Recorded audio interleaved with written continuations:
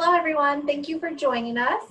Sorry, we're a few minutes behind. We were just making sure we were squared away with all of our speakers for today. But my name is Natalie Galusha, and I am the manager of the Friedman Center for Aging. So today we are hosting our next Issues in Aging, the second part of our two-part series, The Impact of COVID-19 on Long-Term Care, this time focusing on caring for employees.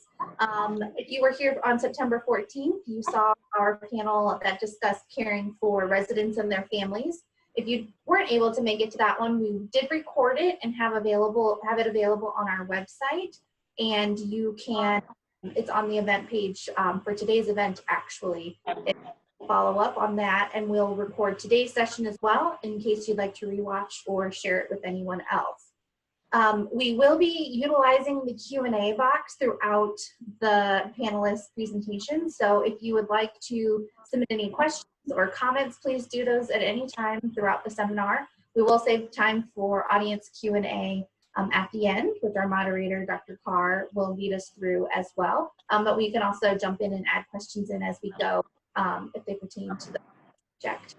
And I will also provide additional information about STEMIs in case anybody is interested in those at the end of today's presentation. So with that, I am going to turn it over to Dr. Carr to introduce today's panel. Thanks, Natalie. Really appreciate people signing on and their interest in this area.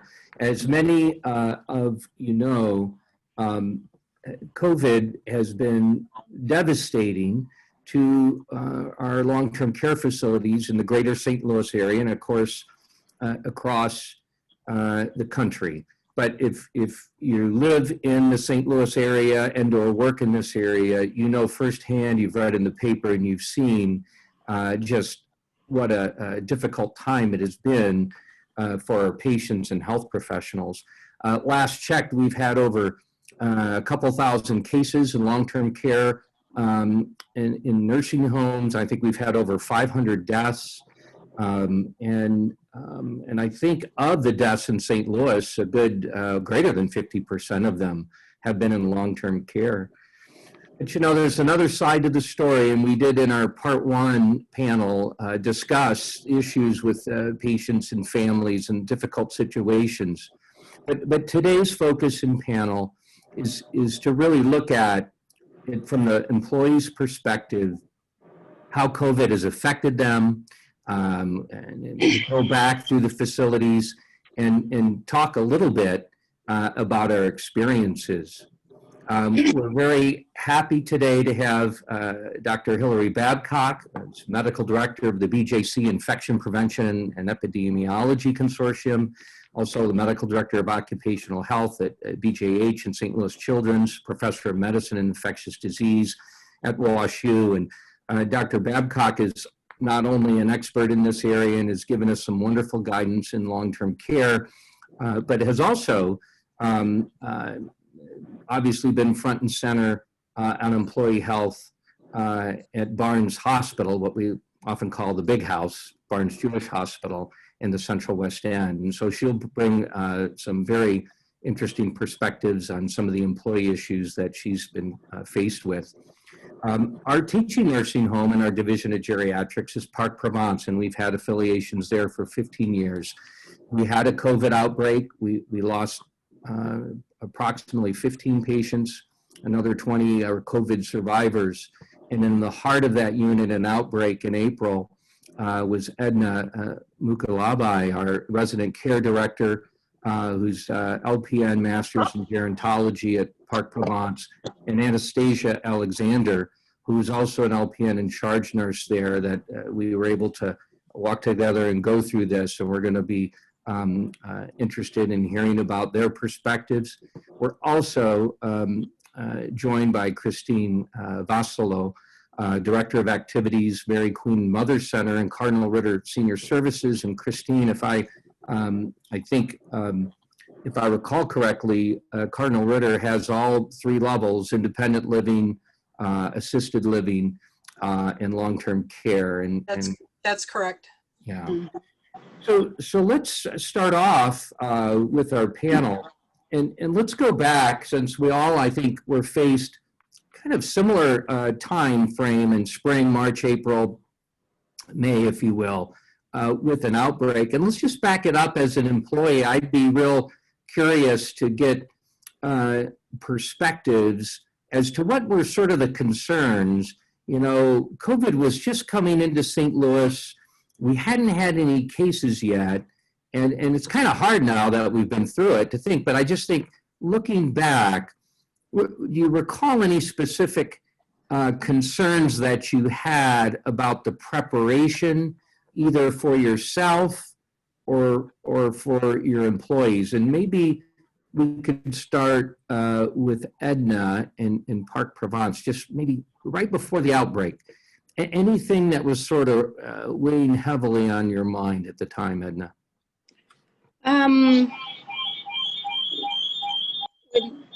Maybe you're too close, eh? Okay. Yeah. When COVID came to St. Louis, I really, really thought it would not hit Park Provence, just because we are here and we feel that we always do a good job with everything else and infection control and all. But at the same time, I was still concerned and afraid that it might eventually get here. My biggest concern was, are we doing enough as employees when we leave Park Provence in the wake of COVID? Are we doing enough to protect ourselves? Is everybody looking out for themselves? Because if not, they could potentially bring it to the residents who were in literally lockdown prior, you know, to the whole lockdown. Residents, the families were not coming to visit for some time before we actually had an outbreak. So I was more concerned about the employees bringing it into the building. And we did have, we tried to talk to everybody to try and keep themselves safe out there. But there were still some people at that point who did not take COVID seriously. And yes, eventually it came in. Yeah, Right, so that was right. my biggest fear, us keeping ourselves safe outside the job. That was I the biggest remember, concern. and the first day walking up in April, or actually I think it was maybe in March, when I saw the facility had been closed down, and I was like, wait a second here, I'm medical director. Do I not get to hear or say anything? But the owners, as soon as it hit, and it was a good idea that they did, was they, you know, shut it down to visitation, and this was way before we even had our first case. And I think it did buy us some time, but some of the trepidation I know I had, and Dr. Lenise Cummings-Vaughn, our associate medical director, you know, are we trained enough? Are we going to be prepared enough with social distancing? Is there enough PPE? How are we going to treat people if they come in? Are they going to go to the hospital? Do we have any drug? I mean, just a lot of questions we didn't have great answers for. We worked on a policy, but just putting it into practice is a different story. Christine, tell us a little bit about your sort of experiences in, I guess, COVID preparation, at least from an employee perspective. I think the previous speaker hit it on the head. At first, I really didn't have any idea what was going to happen, and I didn't really give it a whole lot of thought either. I think my biggest concern was bringing it, if it came into the building here, that I was going to be taking it home. That was one of my thoughts a lot, because I kept thinking to myself, I'm not going to be anywhere where I'll catch it out in the public or whatever. I have a 90-year-old mom at home, so I was very concerned about her mostly. Yeah.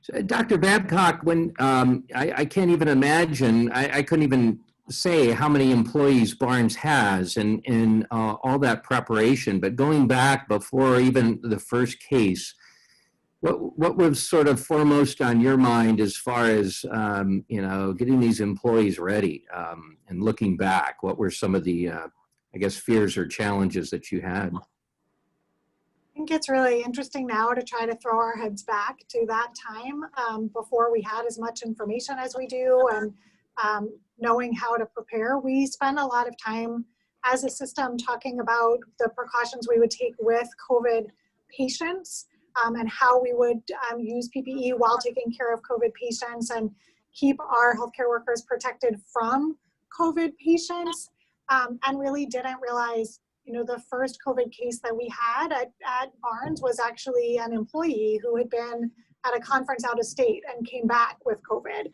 And so and what we've seen a lot of is spread between employees as well, where even as we've learned more about how to use PPE appropriately, and people are very careful now around patients appropriately, that we all think of our friends as like in our safe little circle. And so people have lunch together without masks and are in the break room without masks, and we see spread in those ways. And that is not at all sort of what I was thinking about at the beginning, where we were thinking about being sure we had good policies and procedures to protect healthcare workers from patients, and not thinking, as the first speaker said, about how employees might bring it in, and that they of course are living in the community and getting exposed, and that they're going to be at risk for this infection as much or more than the patients in the hospital. So I think that was a big mind shift early on. Yeah, it makes sense. And incidentally, some of the data that I've come across in long-term care facilities have been that up to 30% may have antibodies. We can get into how good or bad those antibody tests are a little later in the talk with Dr. Babcock here. But maybe up to 20% of employees may have symptomatic infection in long-term care. Some are higher. In fact, in our Rose Garden division, I think almost half of our employees, talking with our administrator, Kathy, may have been affected at one time or another. So we know that, yes, the employees get it and they've been affected by it. I'm going to ask Anastasia now. We'll switch to sort of our pre-COVID.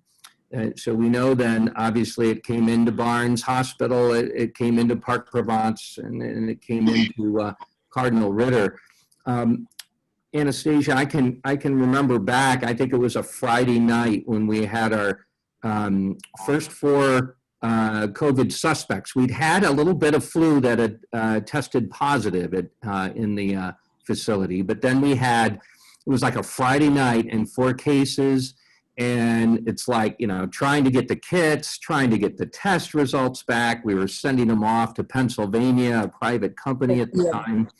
So just, I want you to think back to what was it going through your mind when those tests came back positive and it was clear we had COVID in our division? Well, the first thing that came to mind was I was scared for myself because I had been in such close contact with the residents. Like Edna said, my biggest fear was, am I going to take it home? And also, how much, if we have it and we don't know that we are positive yet, my fear was we'll make the other residents sick, and they are very vulnerable to catching anything. So that was frightening and very confusing at the same time. And so I had just to sit back and think, and thought that, well, it's here. What are we going to do? How are we going to get our coworkers not to be afraid to take care of these residents? Because we have it in the building, in our household, and we know it's going to spread. So that was the biggest thing, and what was going through my mind up until you started coming every day, and whether you know it or not, but you gave us a lot of comfort and confidence. I built confidence to be able to encourage my coworkers to, take care of the residents that were not yet affected and the ones that were affected. I thank you, Anastasia, and I felt that. I think it's one thing if administration is saying to do this or to do that, but I think it's very important in long-term care. I've been impressed with a lot of the physicians and nurse practitioners in long-term care for the most part. we needed to, roll up our sleeves, put on the PPE, walk, see our patients, et cetera. There's some that did it all by televideo, telehealth, but I think that was the wrong message and not the best care. I feel like many of my colleagues that we signed up for this, and we need to be part of it as a team. Christine, I think Anastasia gives us a good sort of a segue into this issue of impact on employees. And I'd like you to, if you can, people who stayed on and worked, truly heroes and going through it. But there are folks that just couldn't do that they had to either quit or leave. And there were others that, of course, got COVID and had to go home. And so tell us a little bit about that. What is your recollection of how it affected, I guess, and people need to know when COVID comes into a long-term care facility, it's very important to designate an area of that long-term care facility where you're going to take care of COVID patients. And so you take them out of the divisions that have few or no cases, and then you create a cadre of workers and employees that get really good at donning and doffing the PPE and detecting symptoms and treating. But in a way, you're creating two worlds in your nursing home, right?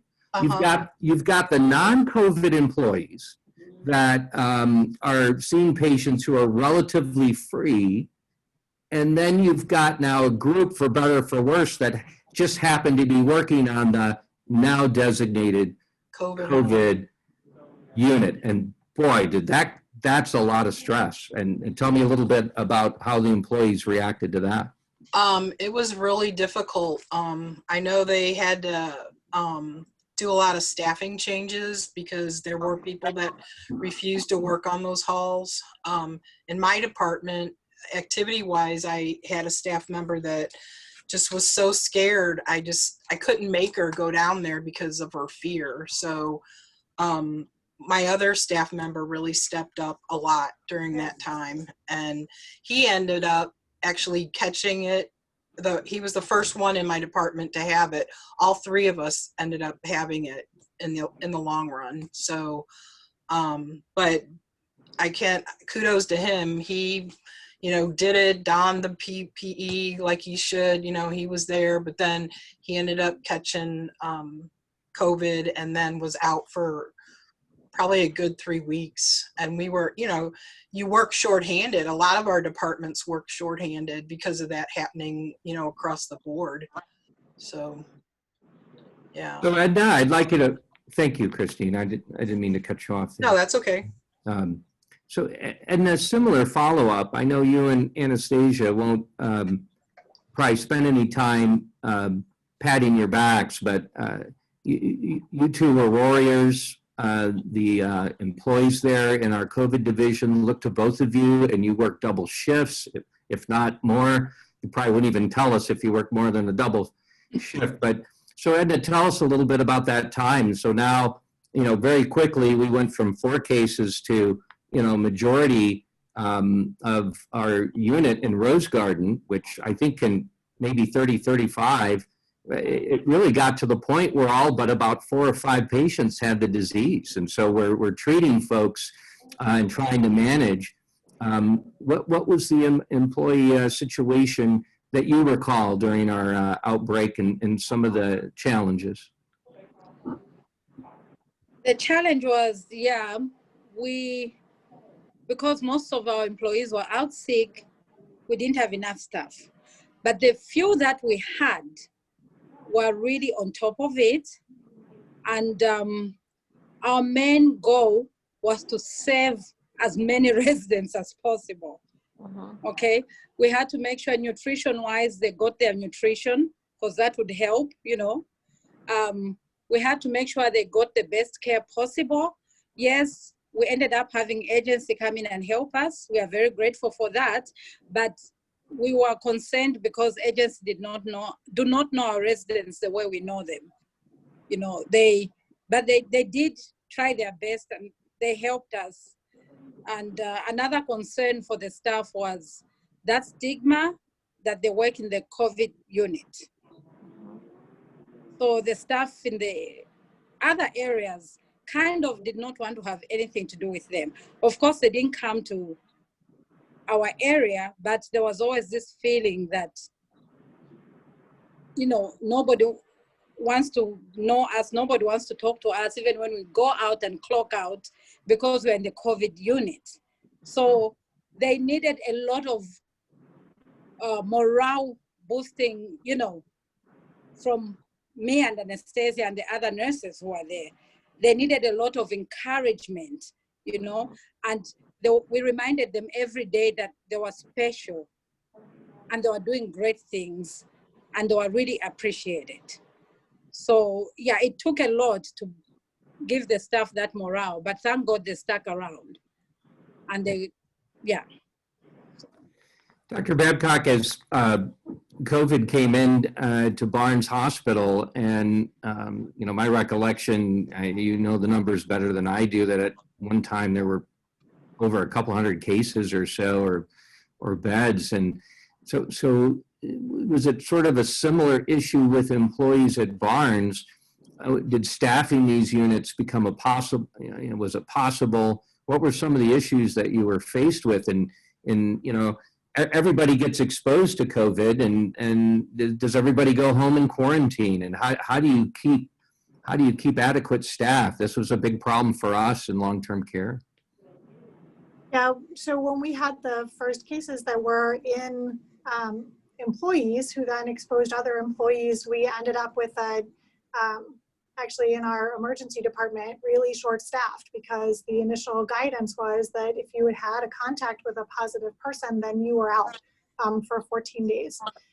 We were able to work with the health department to recognize that that put really an unworkable burden in terms of trying to take care of patients within the hospital, and that our ER couldn't provide care, and that if that continued throughout the hospital, we would be really stuck with trying to provide care for these patients. And we were able to point also to experiences of colleagues in other hospitals. We had a friend in Chicago who said when they had their first case at the hospital in Chicago, they ended up with something like 200 staff members furloughed. So then, you know, we're just really unable to staff anything and to provide care. So we actually worked with the health department to come up with an agreement that in certain situations, in staffing shortages, when staff were critically needed for providing care for patients, that even after an exposure, they could continue to work if they did enhanced symptom monitoring. So they had to report their symptoms and their fever proactively to OC Health twice a day instead of once a day that we're all used to doing now. They had to wear masks 100% of the time when they were at work, except while they ate, when they had to go like outside and eat all by themselves. And at the time, we did not yet have everyone in masks. So it was a bigger sort of noticeable difference to have somebody who was wearing a mask all the time compared to some people who weren't. But following that agreement with the health department, we were able to maintain staffing.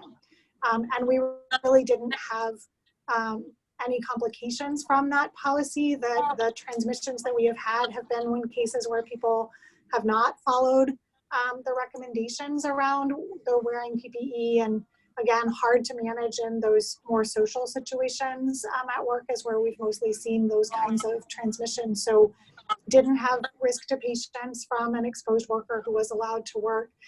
So that agreement really made a huge difference across BJC and WashU in terms of being able to manage our staffing a lot better than we were when everyone who got exposed had to be off work for 14 days. So we have had to be, you know, careful and clear that, for example, I work also with WashU, and we have staff at WashU that are not taking care of patients. They're primarily research-based, they're in a lab.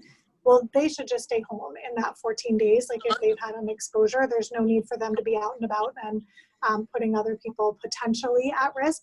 But in the healthcare setting where we know people can follow the PPE recommendations and where we have a critical need to provide care for patients, it's been really helpful to have that agreement. Yeah.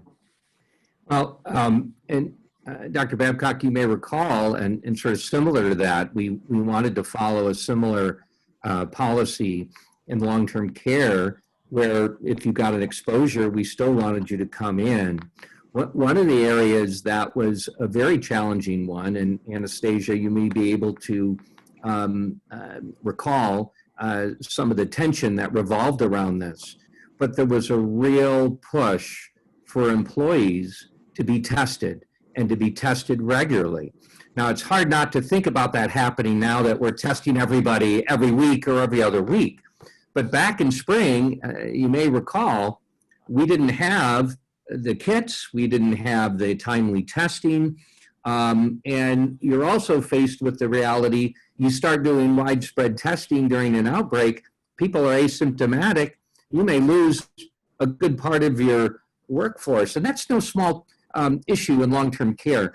I would say for our COVID survivors, if COVID didn't get them, the other part of it was the anorexia and the weight loss, especially in our advanced dementia patients, and you've got to have take time to feed. And if you don't have enough hands on deck, people end up not making it simply from dehydration and malnutrition for those that where the families want them in the nursing home and not in the hospital per se. But Anastasia, do you recall what were some of the employees' concerns? I think getting tested initially was one of them. Any others that come to mind? Yeah, most of us were worried about not being tested because we wanted to know, if we are not tested, then if we are negative, then, we'll take as much precautions as we can to stay safe. And if we were positive, it will somewhat give you a comfort measure to know that you had it, but you did not get sick. And some of the concerns that the staff had was, if they are not tested, they don't want to take it home to their families, which was understandably so. And working too many long hours, that was really a bother to some of them. Yeah. Yeah. Well, and I'd like to pick up on that point with Christine, and that is, everybody talks about the employees coming in and the risk during work and dealing with a very difficult situation. But that's the other part when you go home.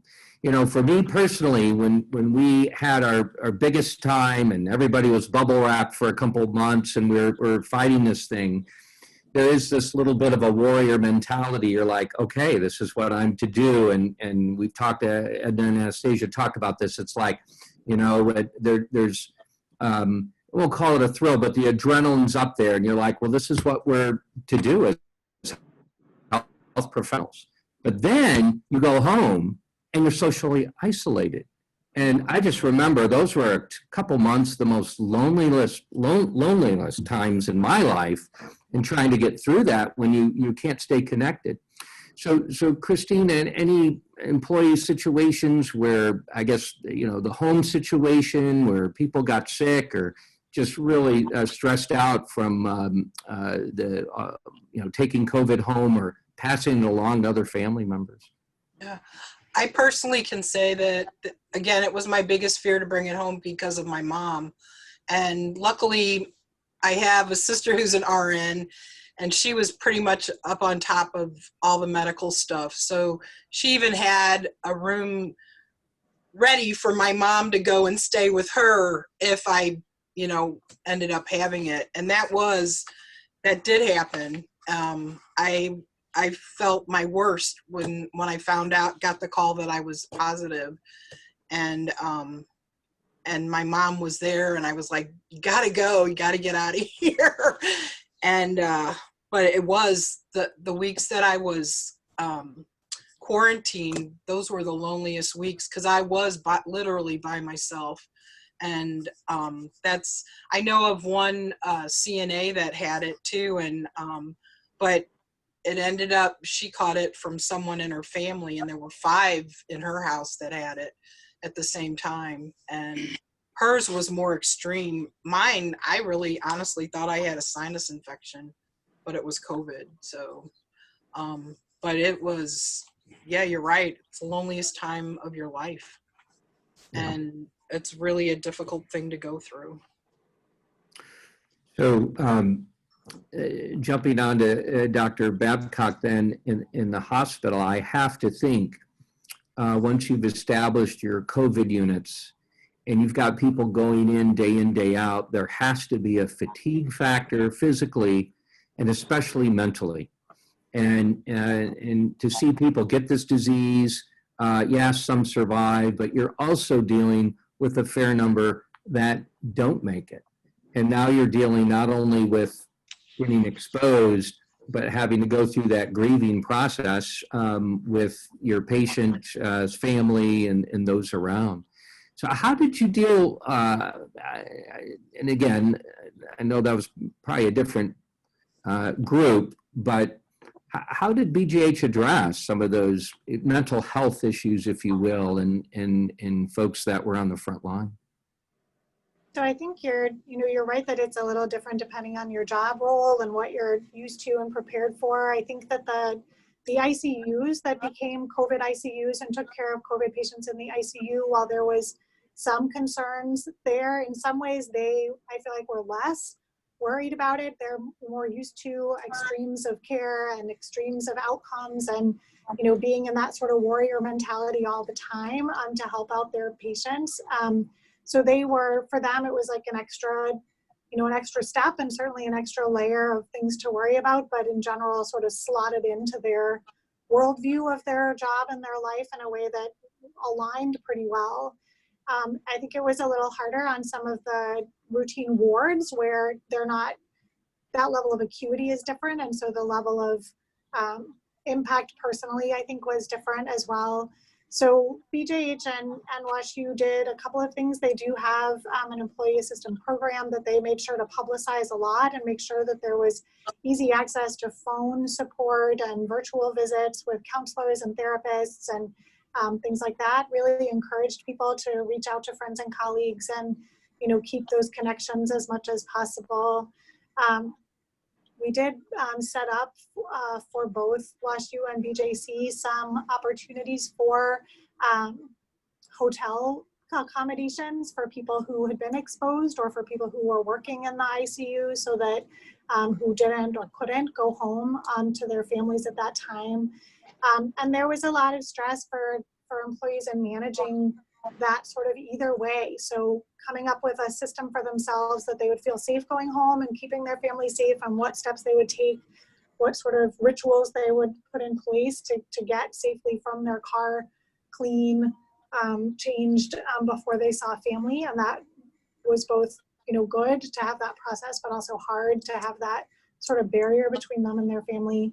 I know some of them stayed in basement rooms or in trailers in the driveway, stayed with families, found other alternatives.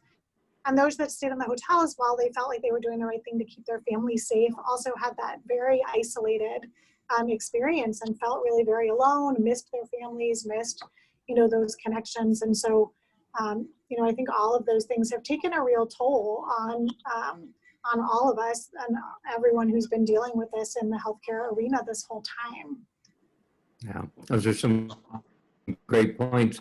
And it may be hard, but I know one of the things for me, we're used to in long-term care and advanced dementia that, patients reach that, end stage, and we often have hospice come in, but this hit us so hard and fast. And I'm there as a physician in and out, but you are there in anesthesia every day, and the families had been there every day, and you get connected to these patients, and now all of a sudden we're losing them, and we're losing them quick. The grief, and maybe you can, if you're comfortable, sharing with us just a little bit about how the division handled this with people passing in such quick fashion and family members, some of them couldn't come in. Their grandkids, the adult children aren't spring chickens, and they're at risk too. And even though we offered PPE coming in and seeing them, and some did. Many chose not to and had to do it by like televideo. So any comments about that aspect of from an employee? First of all, it was, even for those who are not dying, it was very tough for the families because they couldn't see them and they knew they had COVID. We had to create a lot of time. We spent a lot of time consoling them on the telephone. I agree with that. Other than just taking care of the residents, we were on the phone constantly. And we had to have a lot of patience to talk to them, to assure them that we are doing our best in taking care of their loved ones. And then when they started dying, that was it was the saddest time because, like Dr. Carr said, some families couldn't make it in. They would have loved to, but they couldn't because they didn't want to take it back to their loved ones at home. And those who made it in, but it was usually towards the end when the resident has a day or two. The staff, yes, were very affected. I remember an evening when I lost 3 people. Wow. In an hour. Yeah, I went to one room, they called me and said, we've lost this one. We did what we could. When I was leaving the room, I was called to another room and said, we've lost this one too.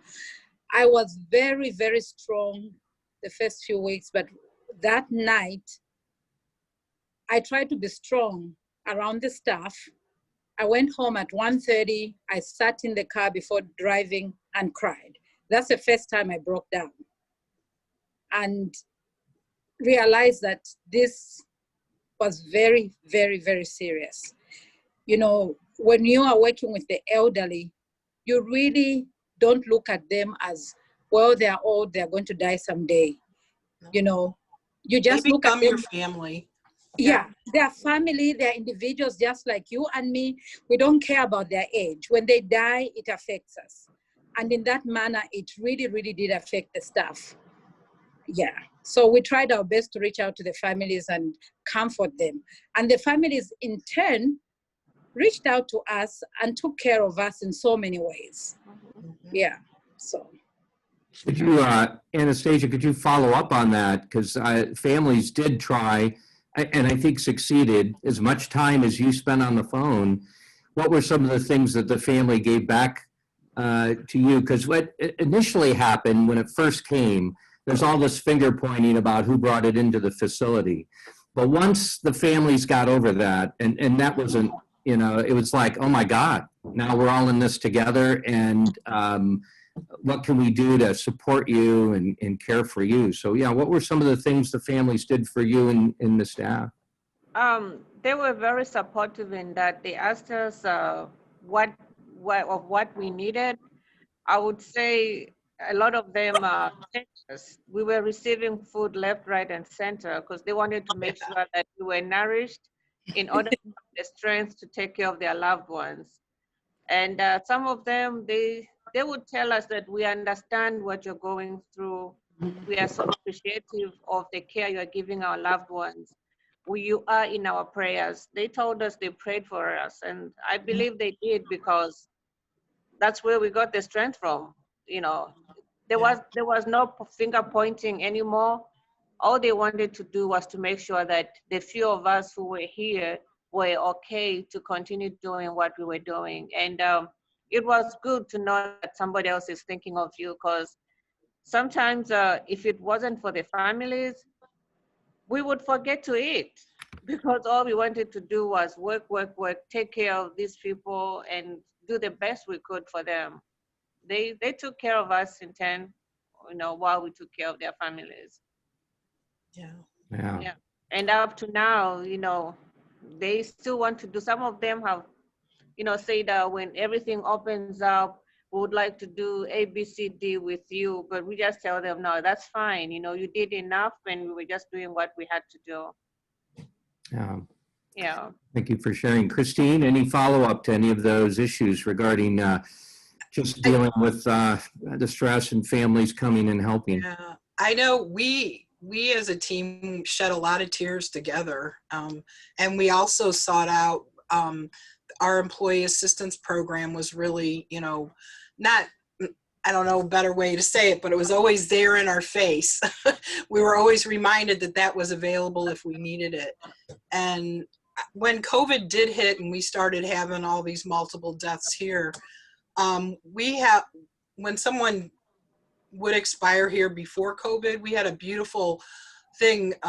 It's called the Memorial Honor Guard. And we actually would walk the body out the front door, have like a mini prayer service, you know, as they were leaving us, and just a little bit of reminiscing. But when COVID hit, we couldn't even do that, you know, as a team anymore. So yeah, all the deaths were very difficult, and some of them were so surprising too that, you know, I don't know everybody's medical condition verbatim, but, you know, we didn't realize how strong people that we thought were so healthy, even though they were elderly, some of them were the hardest hit. So it just, yeah, a lot of tears. And the communication with families. I know the social workers seem to communicate more with families prior to, you know, COVID, but I was getting all kinds of calls. Can you do this for my mom? I sent some pictures. Can you hang these up for me?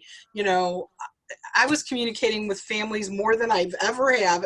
I found it great, you know, because I was getting to know them better. But, you know, yeah, you're trying to alleviate their fears. I had a call today, a family member just wanting us to videotape her mom saying happy birthday to her brother who lives out of state. So, I mean, it's just those little things, and addressing them, you know, right away, not letting them, you know, do it right now, and, you know, then they're happy, you know.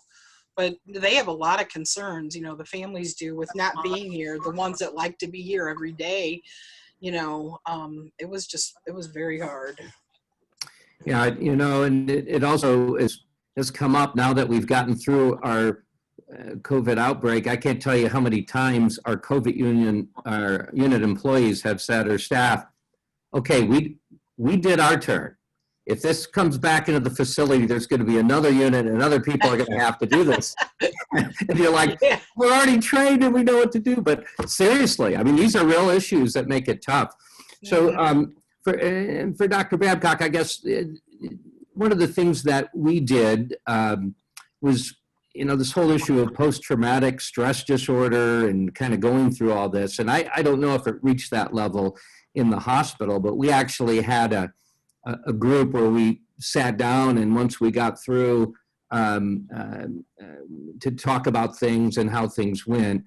Have you seen that degree of mental stress and issues in coping with some of the employees that went through this, or are they pretty much used to you kind of made it sound like, especially the folks in the unit, are kind of used to these sort of stressful events, but yeah. I think it's been really variable. I think definitely there are employees that feel that really do have a post-traumatic stress response and are, you know, struggled and still struggle and recognize that it's a challenging time with a lot of emotion and a lot of worry for themselves, for their own families, for their patients, having to, you know, interact with families in similar situations. We have also limited visitation, and the pressure sort of in both directions about making visitor policy decisions in terms of restricting to minimize numbers in the facility but keep people safe, versus, you know, the real desire to be able to have family members present at the bedside and recognizing what that means for the recovery of those patients. The staff who are caught in the middle of those discussions with families, you know, have that sort of extra stress as well, where they're, you know, having to articulate and verbalize a policy, but it's not like them personally who's not letting the family member come in. It's a hospital policy, but they bear the brunt of those conversations a lot. So I think there's just been a lot of variability, and we've definitely heard a lot from employees about those experiences. Yeah.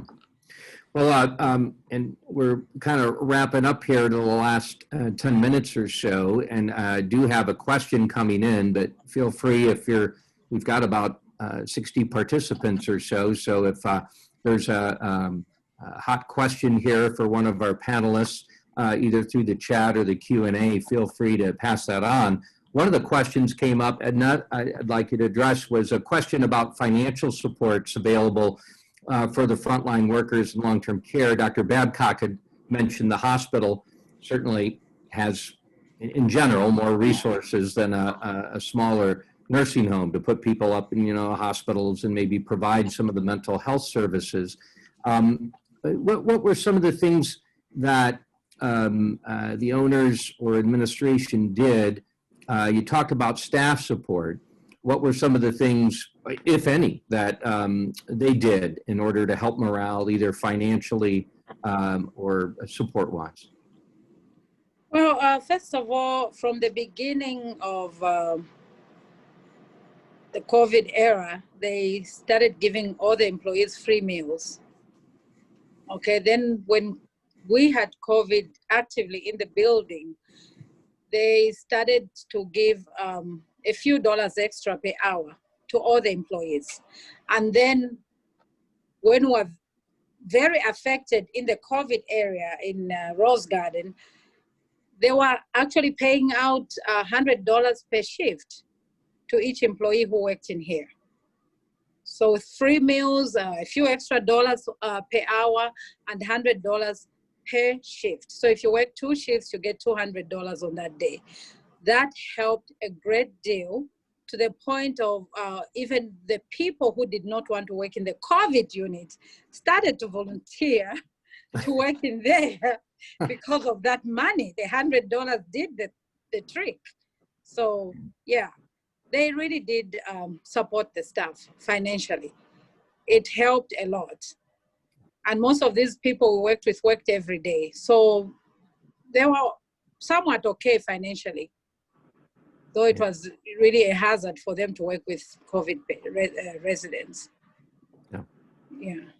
Another question had to do with the CARES Act, if that made any provisions for essential workers, supports for staff. And we're a private facility, and so we're not quite tied in as some of the Medicare, Medicaid facilities that are out there. Christine, can you speak to any other were there any other sort of financial supports or things that were done for workers to help support staff? At Cardinal Ritter, at the beginning of all of this, they did a big, everybody got some extra paycheck, I guess I would say. And then they did, like Edna said, they did add on to anybody who was working in the COVID units and stuff like that. And they also, I know we were getting extra in our checks for, I think it was through the government somehow that worked, that they got extra pay for folks that were working. So yeah. So one question, I'll open this up for the entire panel, because I certainly don't know the solution, but the question is, the pandemic has put pressure on long-term care facilities that were struggling with staff shortages well before the pandemic. What do you see as possible solutions moving forward? And I think, I'll jump in at least with initial, but this has been historically, a challenging time for long-term care. And more and more facilities seem like they're built, and we know that nurses are short, especially the resident care specialists or CNAs. And that's just a continuing problem, and trying to compete. And some of the homes are in areas where it's just hard geographically to recruit workers. So it will continue to, I think, be a challenge. And I do think that more reimbursement, more funding, more per diem for beds and for chronic care certainly can help the situation so administrators and owners can give a competitive wage to keep people in. I would also say this, I think I am amazed at the staff, and I just go back to Edna, Anastasia, and Christine's workers there, and Cardinal Ritter.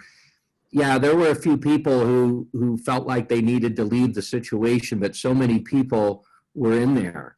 And I kind of, think to myself, if I was a resident care specialist and I was getting paid, so much an hour, would I really put my life and my family at risk? And so many people did. I do think the widespread testing, and thanks to Dr. Babcock and our situation, and I think hopefully Christine's too, we've got more consistent testing. We can do test immediately, get results back in a day or two.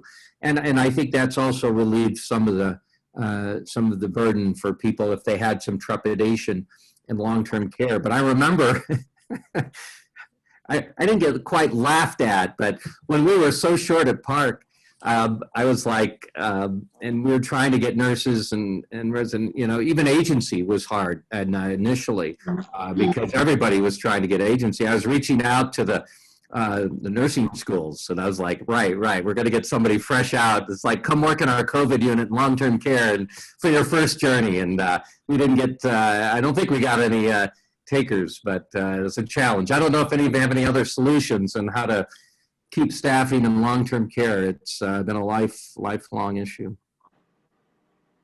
Yeah. Okay. Any other questions or any other comments? Maybe we could just take a minute or two for Dr. Babcock to answer the usual suspect questions for us on should we get antibody tests, and are there any drugs if we get the disease, we go to the hospital, anything that those probably aren't 2-minute answers, but I'll put it to you. I know you can do it. So antibody testing, I think, is still a little bit of a black box. There's a lot of interest. People are very curious about whether they may have had COVID, not knowing that they had COVID. Early on, when it was so hard to get testing, a lot of people have stories about how I totally had this cold in February or in March, and I think it was really COVID and I couldn't get tested. The main issues with the tests still are that we don't really know how to interpret them from a practical perspective. So knowing that you have the antibody or that you don't have the antibody, we don't change our recommendations for personal protective equipment, for precautions that you should take out in public and around others and with your family.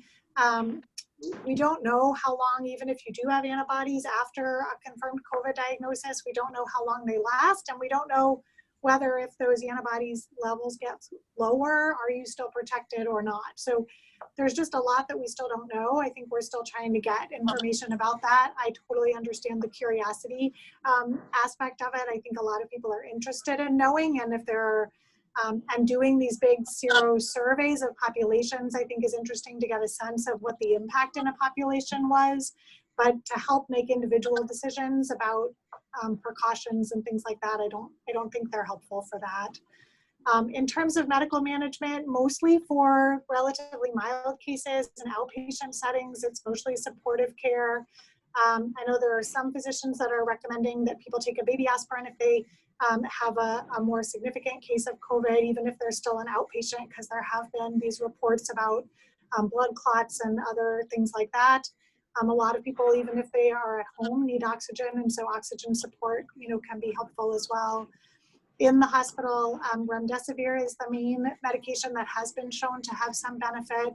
Dexamethasone, or a steroid that we use, can also have benefit. Both of them need to be used at specific time during the course of illness, so it's not necessarily that everyone gets them all the time. But I think we have learned a lot about how to do better taking care of these patients. The mortality rate of hospitalized patients, the need for ICU admission, a lot of those things have improved over time as we've learned better how to manage the support of these patients over time. So that's a good thing. Yeah. Well, Dr. Babcock, I want to thank you for your expertise and our guidance in long-term care and being part of our panel today. I'd also like to thank Christine, Edna, and Anastasia for being part and just opening up your world to the audience and giving them some insight into what it's been like. And the challenge is we're not out of the woods. And but I do feel like we certainly know a lot more.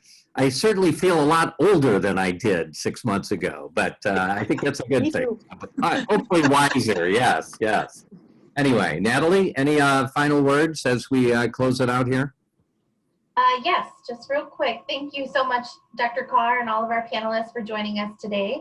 As I mentioned at the beginning, this will be recorded, so we'll have that up on our website here in a week or so. But I also want to just point out we have our next Issues in Aging seminar scheduled, and that'll be on our regular Monday, October 12th from 12 to 1. And this time, the subject will be developing COVID-19 vaccines and the importance of targeting older adults.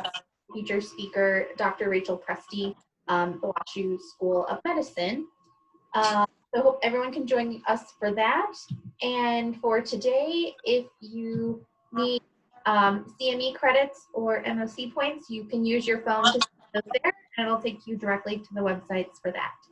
So once again, thank you all for joining us, and hope everyone has a great rest of the day. Thanks, Natalie.